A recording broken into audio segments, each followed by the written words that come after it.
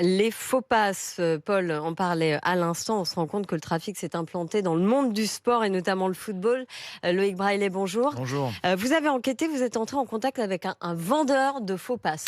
Oui, avec Nicolas Pelletier et Loïc Tanzi, nous nous sommes fait passer tout simplement pour un footballeur qui recherche un faux pass vaccinal. Alors la première étape, trouver le bon contact qui circule finalement très facilement dans un vestiaire de football. L'échange avec le vendeur se fait ensuite généralement sur la messagerie cryptée Telegram. Nom, prénom, adresse, numéro de sécurité sociale. Vient ensuite la question du prix. Notre interlocuteur nous demande 250 €, mais selon nos informations, il faut compter 300 € pour un premier faux pass vaccinal, puis 100 € par dose supplémentaire. Finalement, en quelques SMS, on obtient notre faux QR code. Et comment se positionne la Ligue de football professionnel face Alors, à ce elle est fléau? totalement consciente de ce problème, même si seulement 2% des joueurs pros ne sont pas vaccinés, ce qui représente environ une dizaine de joueurs. Un message de vigilance a été envoyé à tous les médecins de club. Certains, surtout en Ligue 2, sont face à des joueurs qui préfèrent se faire vacciner à l'extérieur du club, donc sans surveillance. Mais une fois qu'ils ont leur fameux QR code, c'est très difficile de déceler les faux. La Ligue réfléchit d'ailleurs encore aujourd'hui aux modalités de contrôle de ces fameux passes à partir du week-end prochain.